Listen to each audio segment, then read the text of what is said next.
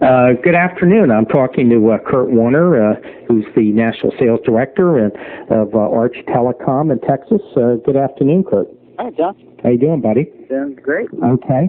Well, the reason that I wanted to talk to you for sales talk is the fact that there's a lot of people out there that in the mortgage industry that use your product and use it very successfully. I don't know too much about you. I know a little bit about your company that you, if memory serves me, you got over 10,000 small and large business customers, and you work in not just the mortgage industry, but you work in real estate and direct mail and hotels and motels, insurance. And I also picked you two from a lot of companies because of the feedback I was getting from people that I interviewed and the fact that you have some substance to your company and also do other things like fax broadcasting and voicemail and fax on demand and IVR and email notification. You have a whole basket full of products that attracted me. So it was kind of a combination of you being able to offer our prospects and customers and loan officers out there something that's a value added where they can make money. As far as yourself, I don't know too much about you, except that I do know that you have a degree in electrical engineering, a pretty smart fellow from the people that I've talked to. Excuse me, but I thought, why don't we just kind of let you take over and talk a little bit about your company. But I very soon would like for you to get into the subject at hand, which is voice broadcast and the value of it. Sure. Well, really, Arch Telecom, we've been in this business since about 92, late 91, early 92. And we started out in IVR, where we were doing interactive, really custom applications, interactive voice response systems, and that's kind of how we grew get into the real estate and the mortgage industry, and that's our core product is the call capture system, the Powerline 800. But the voice broadcast system, we kind of developed that about 3 years ago, where we do an automated messaging system where you can load a database of phone numbers and record a personal message, and then our system will automatically call each phone number. And if we get an answering machine or a voicemail system, we leave the message. But if a person answers, it says, sorry, wrong number, and hangs up. So go ahead. Well, it's a way to really leverage your time to make contacts, automate that calling process where typically, a loan officer doesn't have time to do that themselves.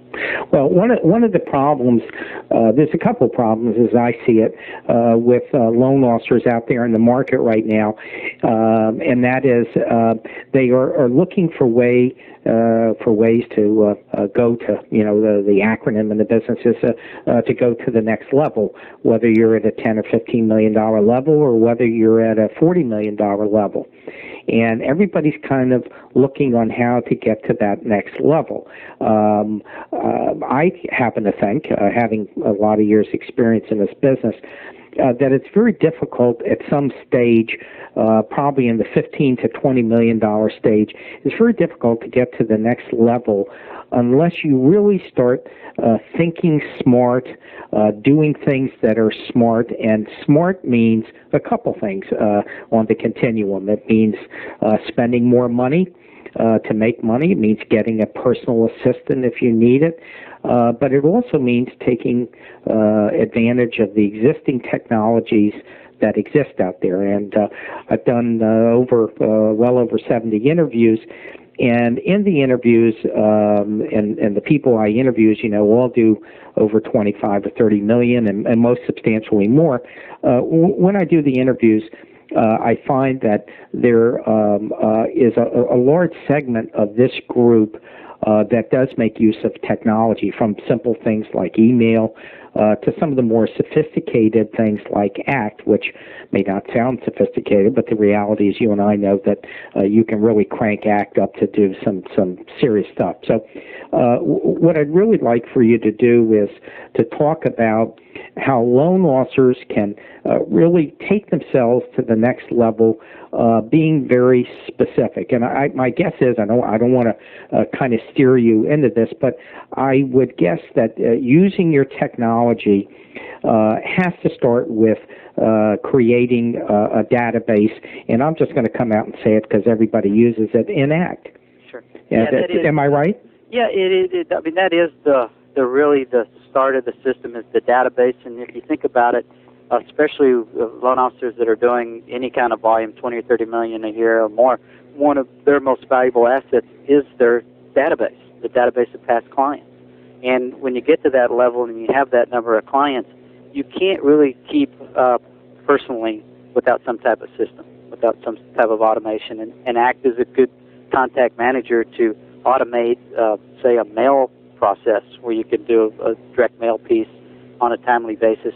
We take that a step further and make it a little more personal so that you can deliver a personal message. You know, in a perfect world, it'd be great if you could call all of your clients up once a month and just touch base and see how they're doing, or maybe give them some information about a new product, or offer an annual mortgage review or something like that. You just can't do it. And the more volume you do, the harder that gets, because you just have more people to work with. So ACT is a good place to start, or any contact manager. But now, I think we ought to stick with ACT, to be honest with you. The only exceptions to ACT, there's other systems out there like Goldmine. The only other systems that are out there are companies who have integrated one, either customized one for themselves, and occasionally you might find another one that's been adapted. But I think if we kind of stick to talking about in an ACT environment, I think everybody will kind of pick up on that. Yeah, actually, I would say the majority of my clients use ACT. So sure. Yeah, it is very common. But well, let's just say, for instance, that you do have all of your contacts in ACT. Very easy process to get that information into a format we can use.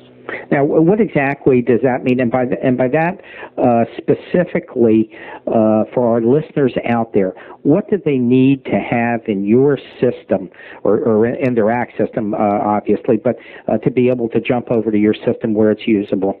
Well, the biggest challenge is creating the database, and ACT makes that real easy. We need the information in an ASCII format, which is just a text file. Well, let's do.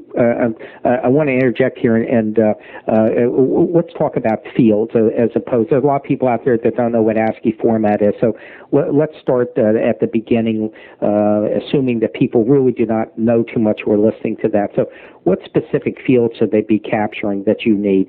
Well, all we really need is a phone number, but ACT is such a powerful tool. To really make this work, or kind of tweak it to go to the next level, is to have your demographics set up in ACT. So the different triggers are the user-defined fields, where it could be that you have clients that are in a certain price range. You'd want to have their interest rate so that you could search and sort. Okay, so interest rates is one. Okay, you've got range, location. I'm sorry. Loan amount, maybe. Mm-hmm. Price range of home value. Could be age if you have that information. You've got people who have a life-changing event, like they're either scaling down or moving up. So if you can identify those people, maybe number of kids, the age of their kids, you know, when they're graduating from high school and they're leaving, that might be an opportunity for a person that's moving down. Well, that's kind of an interesting one. Age, because there are loan officers that I talk to, when people come in to do a loan app, they specifically, and it has nothing to do with the 1023. There is a thing for children that live at home, but they'll get the whole caboodle. They get birthdays of people. They get every piece of information that they can. The more you can get, the better. If they have special interests, like maybe they play golf or they ski, they're involved in some sort of clubs, maybe they coach baseball, just about anything that you can get, so that you can tailor a message to a very specific group. You'll get a better response. Well, now you're cooking. Now you're saying exactly what I think our listeners want to hear out there. And what I'm taking from what you're saying is get everything you possibly can to get about the people, about their families, birthdays, products, whether it's an ARM or a 3-1 or 5-1. Exactly. Right. Anything that can be user-defined. That's it, exactly. And you and I both know that ACT, when you open up ACT, it may just show 15 fields, that are fill-in or user-defined, but the reality is there's a lot more. Right. Pretty unlimited, I believe. Yeah, right. And so that becomes very important for the people out there. And I think the loan officers need to understand, if they don't, that what you and I are talking about is not just capturing the stuff that's on the 1003. It's capturing way over and above it, because the reality is, as you said at the very beginning, if you don't have it, you can't do anything with it. Right. And if you do it up front, or every time you talk to someone, if you learn something about them, put it into your database. Mm-hmm. I like you mentioned golf, sailing, anything like that. These are things that people, loan officers, would not normally think of asking people when they come in. But with your product and bringing value and being able to get back to people, it's always, as you know, in sales, better to have a reason than not have a reason. Sure. It's one of the basic principles of sales. And that's really the key to this system, is that you can deliver a personal message. So it doesn't always have to be a mortgage-related message. It could be just either a friendly type message, like maybe did you see Tiger Woods kill him again this weekend? Or there's some event that's going on in the community. You might want to send them a message about that. Mm-hmm. But it's keeping your name in front of that person, so that the next time that they either have a friend or relative or a coworker that's thinking of buying a home and needs a loan, or if they're in a position to need some mortgage services, that they think of you first, because you're the person who keeps in contact with them. Mm-hmm. So that's our goal, is to make that very easy to do. Well, I know there's some people in this business, loan officers, who are very successful that use you. I know Dave Baca does, and Ed Navarro, I believe, does. And these are people, Ed Navarro is who I believe you may know or may not know. I mean, Ed Navarro was just an awesome interview. Came across as a bedrock of decency and cared about his business and everything. And it's very interesting how he does business. Those that are listening to this might want to actually listen to his interview after this to see how he does his business. Yeah, he has really done well over the last 3 or 4 years. Yeah, but he embraces technology. That's it. I mean, his webpage is just fabulous, and I don't want to turn this into an interview about Ed Navarro, but he's a nice guy. Well, he's more than a nice guy. I mean, he's a good businessman. He's very focused and dedicated, and his website is just awesome. I can't tell you how many people are referred over to him on his website alone. But anyway, let's get back on track here and talk about specifics. Let's take an example where I have captured in my database 300 people who like to play golf, and I've done this over the last 4 years by asking everybody that comes in what their favorite sport is and ranking them 1, 2, 3. And so now I have some user-defined fields, and I have a couple hundred people, as I said, that really like golf. They listed that number 1. Why don't you tell me what a loan officer can do with that one piece of information with voice broadcasting, and exactly how a scenario would work? Sure. Well, once you sort them in ACT, then you'd want to export them. And all we really need is the phone number at this point, but you could export any number of other fields. But since we're identifying them as golfers, you'd sort them by being golfers, and then ACT has a very easy tool to export those records as a text file, an ASCII format text file. It sounds complicated, but it's about a 2-stroke process. Exactly. And I think that's what we want to bring to our listeners who are computer challenged. And there really are a lot out there that are just kind of getting with it. And even if you're with it, a lot of people don't know about ASCII files and some of the more tech things. But the key is, it really is only 2 strokes to create the disk. I'm assuming it's either a disk or you're going to attach it or send it as an email. Well, you hit it right on the nose. You just export it, save it onto your hard drive.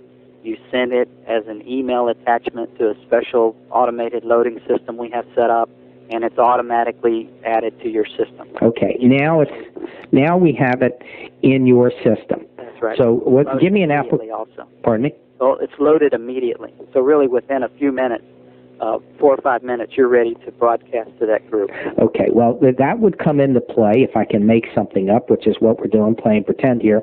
That would happen, for example, let's say Tiger Woods loses a playoff, and, it's a real big deal. He screws up on the last hole. Anyway, it's kind of a neat storyline that you can get back to people with. Sure, and actually I thought of another idea that's probably even a little better than that, is because we just had an instance like this where we had a charity golf tournament for one of the candidates running for district attorney.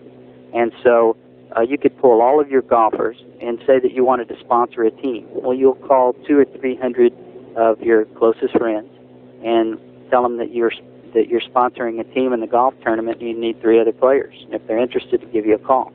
Great idea. They're not all going to accept, and they're not all, even if more than 3 did, that's okay too, because you just let them know that, I'm sorry, I failed the team. But the idea is you kick in that natural law of reciprocity, where people feel like now they owe you something because you gave them something of value. Mm-hmm. So even if they, number one, even if they didn't have any intention of taking you up on your offer, they still know that you made the offer. So next time you contact them for a referral, they feel a little obligated to give you something back. And once again, that's created value in their mind, which in essence is value. That's right. That's in their mind. Right. So give me an example how this would work for the novice who out there is listening to this. Well, again, it's really very easy. After you email your database into the system, you're ready to record a message and then schedule a broadcast. So you would just simply call into an 800 number, and you'd log on using your password, and then you select the group that you want to broadcast to, and you can store any number of groups. So once you have your golfer database set up onto the system, you don't have to do that again. It's already there unless you change it for some reason. So you'd select the group, and then you'd record your message. And, of course, it's like voicemail. It gives you an opportunity to review the message, and you can delete it and change it and re-record it. But once you get it like you want it, you just save it. And then you have the opportunity to either send the broadcast immediately, or you can schedule a time and date up to 30 days in advance. Okay. And from there, the system takes off on its own. Okay. So now, what do you mean by it takes off on its own? How about talking about the difference where people are at home, not at home, where they have answering machines, not? Let's talk about some of the sophisticated things that this system can do. Sure. Now, the idea, of course, is to give the perception that you personally called and left a message on the machine. So if it gets a live answer, our default message is that it says, sorry, wrong number, and it hangs up. But you could also set it to where it would just hang up, or you could record your own default message. So it might be, John, I'm sorry, I must have the wrong number. And then it would hang up. Mm-hmm. And then, again, when it hits a machine, it would leave your message. And I believe you and I haven't talked about this, but I believe under FCC laws, and correct me if I'm wrong, that this is legal to do that, to call somebody unsolicited because you've had a previous business relationship with them. That's exactly right. Okay. You run into some gray area if you're just creating a list from the phone book and sure. calling people that you don't know. Not to say that a lot of people don't do it, but I wouldn't necessarily recommend it. Right, and I think you ought to point that out. I think ethically and morally here, you want to stay to the straight and narrow on this, and you got to follow the FCC rules on this. You got it. But these are your contacts. Most of them are past clients or they're your sphere of influence. So it's perfectly okay. Right, exactly. So we do need to point that out. Anyway, all right, so we've delivered this message about your charity golf tournament. And what happens if the people are not there? Is that the value added where you're trying to get people where you can actually leave a message on a machine? That's really the goal. If you could hit 100% of machines, it'd be perfect. But unfortunately, you can't. Typically, we see about a 30 to 40% ratio of machines. So you'll hit machines on about 30 to 40% of the numbers. Yeah, but of course, where somebody might look at that as half empty, I look at that as 40% full. Oh, well, yeah, think about it. If you had, say, 500 people in your database and you hit 150 to 200 of them with a machine, I mean, how long would it take you to manually call 500 people? Right, exactly. This is a really cool thing about our system is that we do about 100,000 calls an hour. So 500 calls gets blasted out about the time it takes you to queue it and hang up the phone. Mm-hmm. But this also leads to another question. I would think, once again, correct me if you're wrong, that this isn't something you want to use from a technical side to be recalling these golfers again where they're getting 3 or 4 hang-ups potentially. No, that's absolutely correct. On a single attempt, you hit machines about 30 to 40% of the time. You'll increase that a little bit if you make a second attempt, because what it will do is go back through the list of the failed at a certain time frame, like say an hour or 2 hours. You can actually set it, maybe 4 hours. So maybe you call at 10 in the morning, make the first pass. For the ones that answered live or there was no answer or busy, then you'd make a second attempt, say 4 hours later in the afternoon. I see. You'd hit a little higher percentage, but two attempts is about the limit that I do, although some people will do 3. But right. Some people are home all day and they get 3 hang-ups. Yeah, right, and that's not good. And in our business, in the mortgage industry, service level is everything, and probably 3 attempts, I would think, is really stretching it. Pushing it a little bit. Just remember, like you said earlier, half full or half empty. You hit 200 or 300 machines that got your message. So, I mean, that's 200 more people that had a message delivered that you made a contact with in what took you a matter of minutes. Okay, let's do the math now of this. Let's say that you get 200 messages you leave on there. What would be you're just doing a guesstimate because it really depends on the quality of the message. If you're in a refi market and you're calling and somebody's got a 10% loan, an 8% market, obviously there's a lot more value in that call versus on a golf call. But any statistics on return phone calls on these things? Well, you're exactly right. That's a real loaded question. It's really hard to give you a valid answer because it does depend on the list and the message and the offer and the urgency. Mm-hmm. Now, for instance, though, just recently, and this was a little more popular several years ago and the rates were a little different, but I've had clients that have lists of FHA borrowers. And when the rate drops enough, they'll call them and offer a streamlined refi. Sure.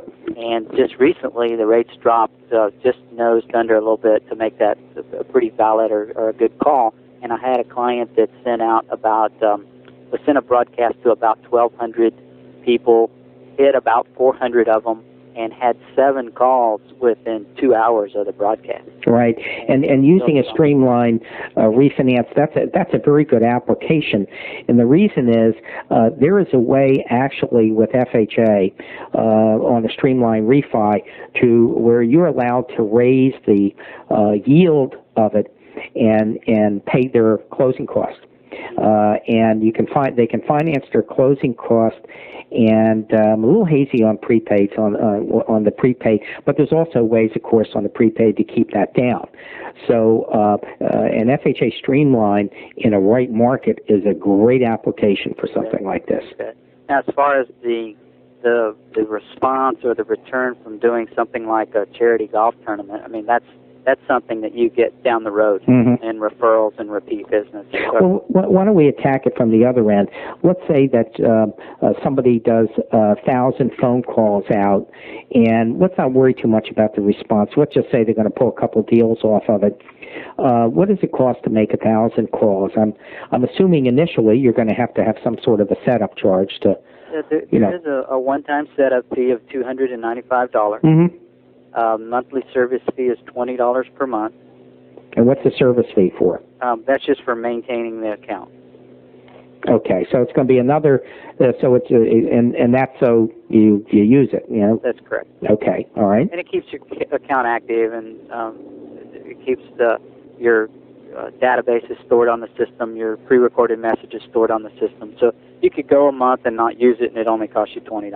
Okay, yeah. And it keeps you in a better car. Sure.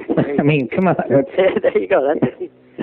And then, okay. As far as the broadcast goes, we only charge if a call is answered, and that charge is 15 cents per minute.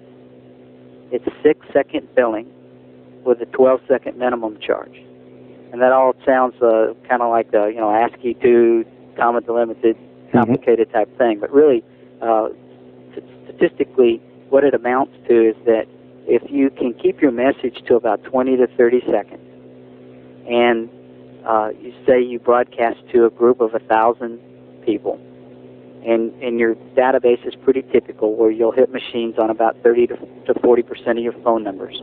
A pretty average bill will run about $55 to maybe $60 per 1,000 attempts. Yeah, it's nothing. Nothing. Not in this business. No. If you did, say, like for instance, a minute ago, we're talking about 400 or 500 golfers. A couple hundred of them get the message. Costs you about $30, $25 to $30. I mean, there's just no way you can physically do it or hire someone to do it for that kind of money. Well, I think the value for our listeners, because the loan officers who are listening, they're only concerned with one thing, and really two things. One is keeping their customers happy and creating a high level of customer service, and also in conjunction with that, making a pile of dough. Right. So, and those actually go hand in hand. They're not at odds. So if you can create something of value by using the phone calls here, and at the same time bring deals in for yourself, it's kind of the best of both worlds. Yeah, I really can't. I don't think that you can overlook the value of a referral. I think that I've been kind of watching this for several years, and I really think that there's probably not one person that is out in the world at all that doesn't know at least one person every month that's buying or selling a home that's a potential loan. I mean, just last week I referred two friends to a loan officer that I've used here in town, and so to keep in touch with your sphere and your past clients is just invaluable. Mm-hmm.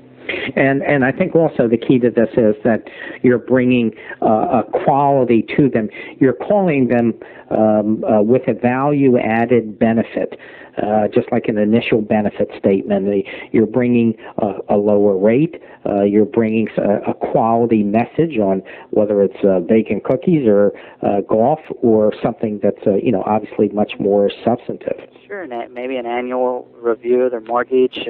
Maybe they've been in their home long enough that they could cancel the PMI, so you want to remind them about that. Now, stop right there, because here's something definitive that is great. Now there's stuff where they're getting automatic cancellations, and that market is changing very fast. I saw something where FHA is going to start looking into it. But you're right. If you have put the information in that they're getting MI, what that is, and put stuff in user-defined fields from settlement date, right, the value of the pricing, it doesn't take a brain surgeon to figure that if home prices in the last 5 years have gone up 35% in their particular area, this is a perfect value call to the client. Sure. Any other examples that you can think of? I don't want to beat this thing to death. I think it's real simple on the fundamentals, and the fundamentals really start with developing a good database. But it's then enabling that technology and to do it. And what I'm taking from this is the fact by spending $500 a year out of your pocket going in, or $500 or $600, whatever it is, the reality of it is that you can keep in touch with your clients on a pretty consistent basis for a very low price. And when you send a piece of mail out today, you not only have a 33-cent stamp, you have the material and the mailing and the time. It's very hard to get a piece out for less than $1 today. Right. No matter what it is. Even if you are doing a mail piece, we found that the voice broadcast really enhances that piece. So send a message in conjunction with the piece. I like that. Well, you call them either as a lookout message or as a, hey, did you get my letter I sent you last week? I like that a lot. I think that's great. Well. Yeah, sometimes 2 + 2 = 7. That's right. Right. And the urgency of the message is just like the client that was doing the FHA refis. If the interest rate goes up a little bit, that opportunity is gone. So he can actually schedule and queue that broadcast, send it out, and really within a matter of minutes, he's contacted hundreds of people. And that's the kind of thing that gets a better response because there is some urgency. Right. You tell them if the interest rate goes up, we're not going to be able to do this, so you need to call me as soon as possible. Right.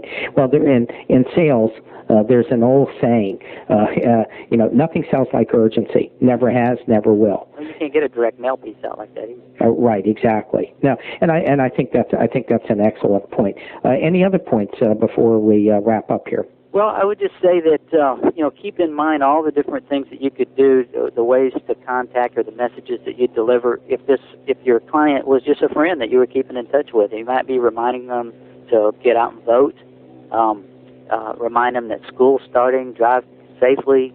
I've got some clients that get tickets to events like symphony tickets, and they'll just call their database. Kind of fits right in with the charity golf tournament, but they'll just tell them, hey, I've got a couple extra tickets to the symphony. If you're interested, give me a call.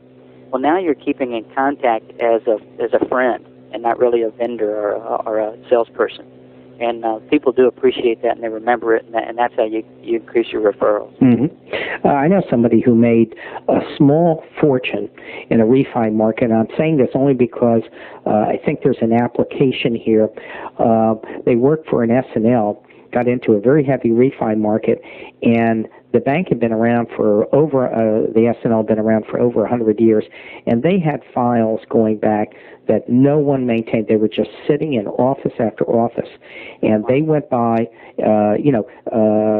this loan officer was just very shrewd, went through all these, created a database, and really made a fortune off it. And I see a parallel situation here where someone could go to their bank, S&L, or mortgage company, whatever. I bet you there's a lot of cases, if they haven't sold them all off, servicing released, especially with banks and S&Ls that maybe have some portfolios. This would be a great to work in a portfolio. You bet. Anyway, well, look, I want to thank you very much, Kurt, for taking the time to talk to us. Again, I'm talking to Kurt Warner, who's National Sales Director for Arch Telecom. And I believe you're based in the Texas area? Austin, Texas. Austin, Texas. Anyway, thanks so much, Kurt. It was nice talking to you. I appreciate it, John.